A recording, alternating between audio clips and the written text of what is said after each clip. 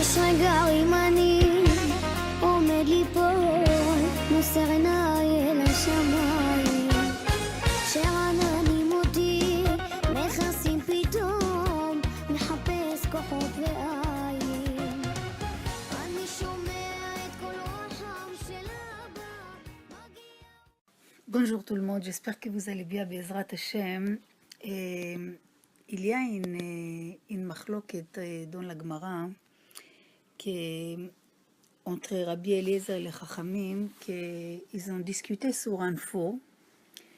Et comme ça, Rabbi Eliezer, il dit, je vous cite la Gemara, si la halakha elle est comme moi, donc cet arbre de Karoub, lui, il va montrer que la halakha elle est comme moi. Donc, qu'est-ce qui se passe? L'arbre de Karoub, il se déracine dans sa place. Alors, tout le reste des Chachamim, il dit, En mevim raya min hacharouv. Le Karoub qu'il bouge, ça ne veut rien dire. Il a continué, il aura dit, si la halakha, elle est comme moi, donc, amat amaim yochichu. L'eau, ils vont prouver que c'est moi qui ai raison. Tout d'un coup, l'eau, il commence à reculer. Ils ont dit les Chachamim, en mevim raya me'amat hamayim. L'eau, c'est pas ça qui compte. Il a continué à leur dire, si la halakha elle est comme moi, kotle bet hamidrash yochichu. Les murs de cet endroit où on fait les études, eux, ils vont vous prouver que c'est moi qui ai raison. Puis, ils tombent, les murs de bet hamidrash commencent à bouger. Maintenant, Rabbi Yoshua, il leur dit, si אם תלמידי חכמים מנצחים זה את זה בהלכה, אתם עטיפכם, פתאום les murs, ils restaient, ils n'ont pas bougé. Au début, ils ont commencé à bouger, maintenant, ils n'ont pas bougé, parce que le kavod de Rabbi Yoshua, ils ne savaient pas quoi faire. Ça veut dire qu'ils étaient presque tombés. Et ils recommencent, ils continuent à leur dire, Rabbi Eliezer, il leur dit, si halakha comme moi, du ciel, ils vont vous prouver ça. Sort une voix céleste. Elle dit, Ma lachem etzel Rabbi Eliezer, she'halakha kmoto bechol makom. Ça veut dire, les voix célestes, elle sort du ciel, elle dit, qu'est-ce que vous voulez de Rabbi Eliezer? La halakha, elle est comme lui. Rabbi Yoshua, il se met debout, il dit, non, non, non. La Torah, elle est pas, la halakha, elle n'est pas dans le ciel. Nous, on a une chose, qui est la mitzvah azot, cette mitzvah, que Asher Anochi mitzavcha hayom, que je t'ordonne aujourd'hui, c'est pas quelque chose qui est loin, elle n'est pas dans le ciel, elle est qui karov elecha davar meod. C'est la chose la plus proche en toi, dans ta bouche et dans ton cœur. Ça veut dire, dans cette Gemara, on voit que Chachamim, il y avait, c'est quoi l'histoire, c'est quoi cette sugia qu'ils ont, il y avait un tanour, ça s'appelle le tanour d'Aknaï, que la question c'était quoi? Qu'il était en argile, qu'il s'est coupé en petits bouts, ils ont été collés à travers d'un sable ou quelque chose qui ressemble à sable. Et après, il y avait il s'est coupé tous les morceaux, il est devenu entier. Donc la question, est-ce qu'il reçoit la touma, est-ce qu'il reçoit l'impureté, où il reçoit pas la touma. Et tout ça a dit, c'est halakha elle est comme moi, halakha elle est comme l'autre. Donc, on voit ici que c'est quoi l'histoire de Chazal Akdoshim, ils ont jamais mis leur base d'Emunah B'Hashem sur des, comment on dit, sur les signes du ciel ou des nissim. Ça veut dire que pour eux, toutes les nes, tous les miracles, tous les changements de nature, que pitom l'eau il s'élève, et l'arbre de Karoub il bouge, tout ça, même toutes les nissim qu'ils avaient en Égypte, c'était simplement pour la ramener à un niveau de Emouna. Et cet niveau de Emouna qu'ils commencent à vivre sans rayot et bli moftim, sans aucune... C'est-à-dire que pas chaque fois l'homme, quand il s'habitue à un nissim, à des miracles, chaque fois il va attendre un miracle. Le but de tout cette nissim, que tu as vie sans miracle et sans preuve chaque fois qu'Hachem il existe. C'est ça le but.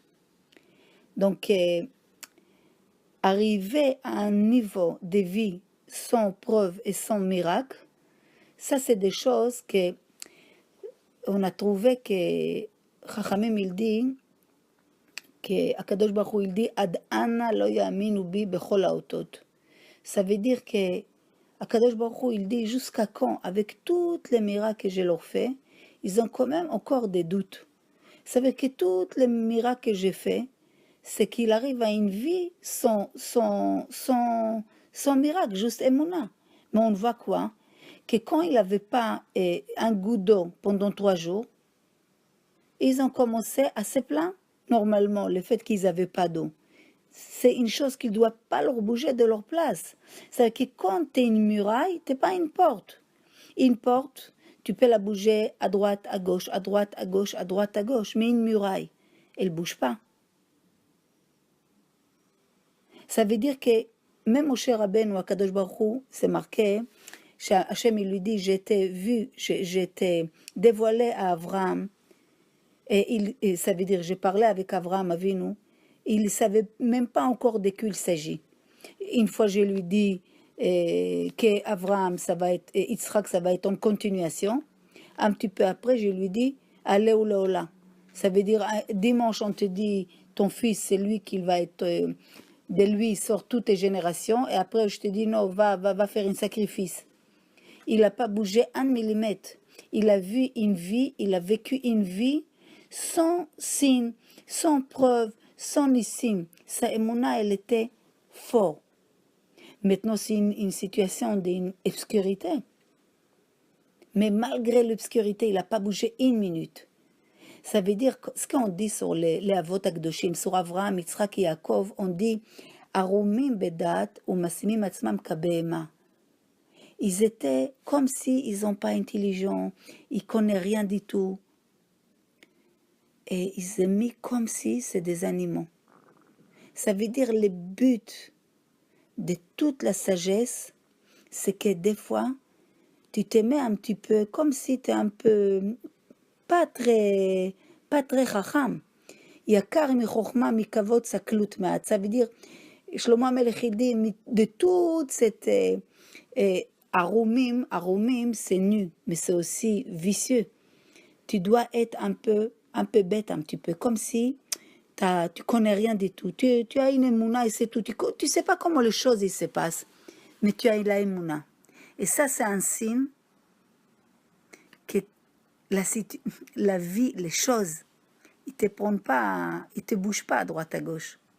Les signes que l'homme, il vit, et sans chaque fois qu'il faut que les caroubes se déracinent pour qu'il y ait Hachem, ou l'eau il bouge pour qu'il comprenne qu'il y a Hachem, ça c'est une vie sans émouna. Le but c'est de vivre et que rien ne te bouge. Arriver à une vie que la émouna, c'est quelque chose que je le vis dans mes tripes, dans mes respirations. Donc, derrière chaque chose, je vois Kadosh Baruch Hu. C'est un travail. C'est pas une chose que, hop, on l'a. C'est un travail, c'est un investissement dans le quotidien. Parce que si on attend chaque fois, vous savez, si on attend chaque fois un miracle, si on attend chaque fois qu'il y a un tremblement de terre, et je me suis sauvée, et c'est là, j'ai dit, il y a Kadosh Baruch Hu. Vous savez, une fois, Rabbi Israël Salanter, il est venu comme l'habitude, il passait dans cette ville, il prenait toujours les mêmes hôtels. Et il est venu, il a vu les maîtres d'hôtel qu'il n'est pas comme avant. Il commence à discuter avec lui un peu, il voit qu'il est descendu dans la crainte du ciel. Et il commence à lui parler. Il lui dit, je te vois un petit peu, tu t'es soucié de quelque chose. Il lui dit, oui, ma fille, vous savez, j'arrive pas à le mettre dans le derech Hashem, j'arrive pas à le mettre dans la émouna d'Hashem, mais moi aussi ça m'a refroidi un petit peu, que je le vois que j'ai pas les réponses pour elle. Alors le Rav Israël Salanter, il lui dit, c'est quoi sa question? Il lui dit, moi-même je pose la question, si Hachem il est là vraiment, pourquoi on n'a pas chaque fois des miracles? Alors Rav Israël, Rav Israël Salanter, il a vu que la personne, il est au plan de... il s'est refroidi dans sa émouna. Et justement, il pensait pour le répondre, et tout d'un coup, sa fille, elle rentre, sa fille de cette maître d'hôtel. Alors, le père, il dit à sa fille, ma chère fille, tu sais quel honneur on a? Regarde, cette sadique, il est venu, montre-lui comment tu joues sur le piano. Alors, il lui dit, montre-lui comment tu joues. Et le père, il dit à Rav Israël Salanter, vous savez, elle a gagné les concours, elle est diplômée, une des meilleures, comment elle joue au piano. Alors Rav Israël Salanter, il lui dit, bah, j'aimerais bien qu'elle joue. Alors le père, il lui demande, et la fille lui dit, je ne veux pas, je n'ai pas envie de jouer. Alors le père, il lui dit, à Rav Israël, Mechilam, elle ne veut pas jouer. Alors le Rav Israël Salanter, il lui dit, donc je ne crois pas qu'elle a des diplômes. Le père, il lui dit, quoi? Comment tu ne crois pas? Je t'ai dit qu'elle a des diplômes, elle joue les meilleurs. Il dit, non, je suis désolée, je ne le crois pas. Pour moi, s'il ne joue pas, donc je ne le crois pas. Alors la fille, elle entend des discussions et dit, papa, je ne comprends pas. Chaque fois que quelqu'un ne croit pas que je joue bien au piano, il faut que je joue. J'ai joué une fois et j'ai montré à tout le monde comment je joue. Stop, je ne vais pas chaque fois que tu as des doutes ou quelqu'un qui veut voir que vraiment je joue bien, je vais jouer. Rabbi Israël Salanter lui dit, écoute bien ce que votre fille dit, c'est la réponse pour toi. Kadosh Baruch Hu, il a fait des miracles. Comme une puce, tu mets tous les miracles. Il a renouvelé toutes les Maaseh Bereshit à la sortie d'Égypte, en Égypte. Maintenant, Vegadeta le bincha ou le bnei bincha, et tu dis ça à ton fils, ça à ton fils, ça à ton fils, jusqu'à aujourd'hui. Il y a aujourd'hui des gens qui ne croient même pas qu'il y avait Égypte. C'est comme dans 200 ans, il y aura un tremblement de terre. Les gens ils vont dire, il n'y avait pas la Shoah. Il n'y a plus de gens qui ont les signes sur eux, il n'y a plus de témoignages, donc on ne croit pas. Donc c'est quoi? À chaque fois, il faut prouver. Kadosh Baruch Hu, il a donné la Torah.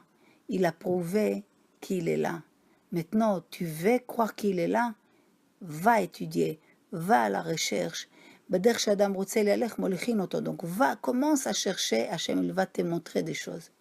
Mais ce n'est pas chacun qui a ses envies qui l'empêchent à se lever le matin. Alors il va dire, cette synagogue, elle m'énerve, ce travail, il m'énerve, c'est ça, c'est faux.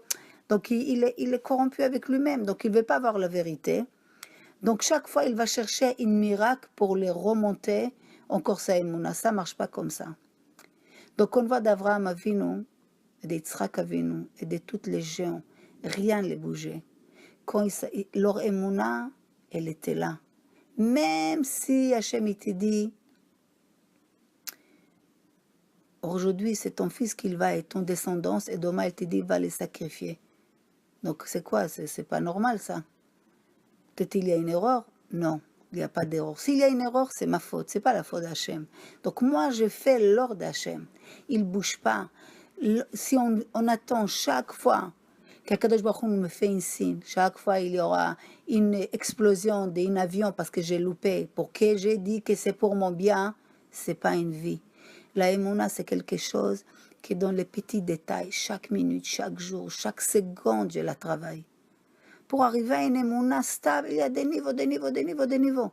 Tout le monde va te dire qu'ils ont une émouna. Mais les gens, ils tombent parce qu'ils ne comprennent pas qu'ils ne sont pas encore dans le niveau d'émouna qu'on attend d'eux. Donc, il faut travailler, il faut la développer, il faut grandir.